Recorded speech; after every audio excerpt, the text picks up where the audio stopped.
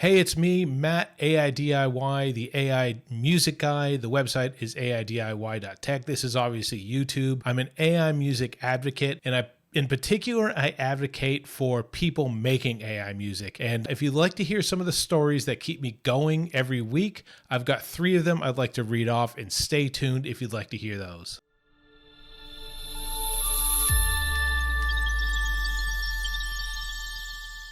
Cool. So what sparked me off was I was watching a live YouTube by one of our favorite YouTubers, which is the AI music attorney. I could get all giddy about how I was addressed specifically about something I said, but there was someone in there in the comments area during the live broadcast that was constantly saying like AI is trash and the only reason people do it is because they're lazy. And I've heard this story a few times. I've read this story a few times, and I'm always thinking, if people could just know the truth, if they were open to hearing and seeing what I see every day. I mean, I'm not saying that they might change their mind, but I think some of those people wouldn't necessarily openly change their mind. But I'm hoping that I can at least break the cycle for some people, so you know that AI music is impactful to people making that music. It's very real for the people that's making the music. It has borrowed from stuff that exists. That's totally true. But I just want to read off 3 stories.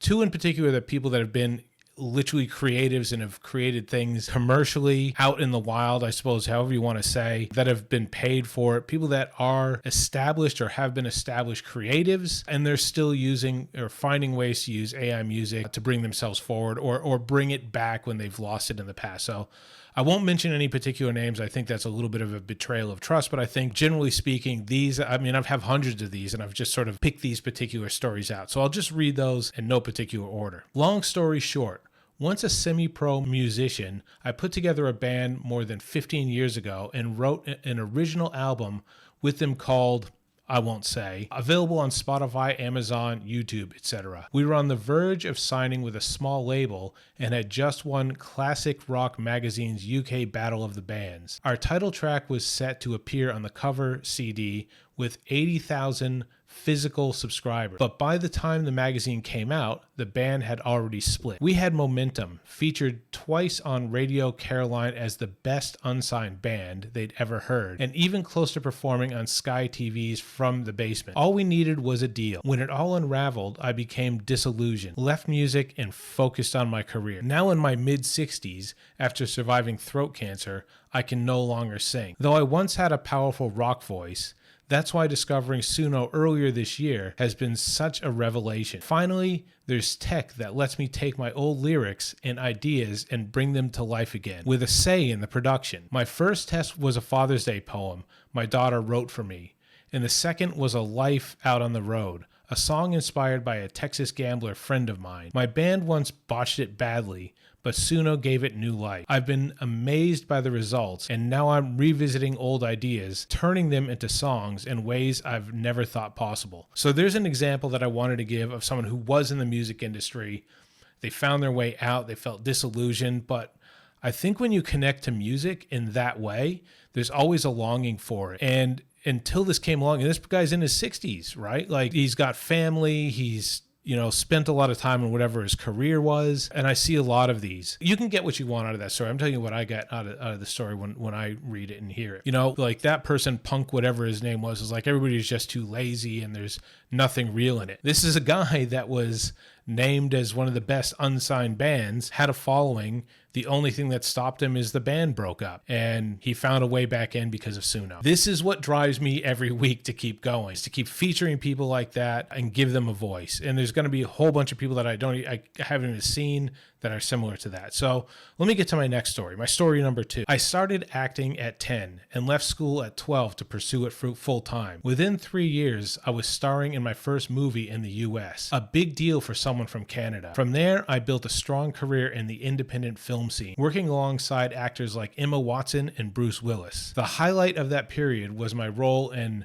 The Perks of Being a Wallflower, which won a People's Choice Award. When my acting career slowed, I shifted towards writing. But last summer, after hitting a financial low, a friend encouraged me to explore music. I've been writing songs since I was 19, so when that same friend sent me Suno, I decided to test it out. I fed in some old songs and produced my first album, Dime a Dozen. At first, I thought I'd use the AI demos to attract a producer, and then re-record with my own vocals. Instead, I released them with AI vocals, figuring the industry was heading in that direction anyway. The response was stronger than I expected, so I kept going. Since then, I've released another album, 2 singles, and now working on my 3rd album. So, a creative, a person who creates art. They'd been creating lyrics for years, just haven't had a way to get them out. And obviously very busy with an acting career. Another story, not just like someone who's lazy and who has no talent and no reason and no business doing it and is just there to steal from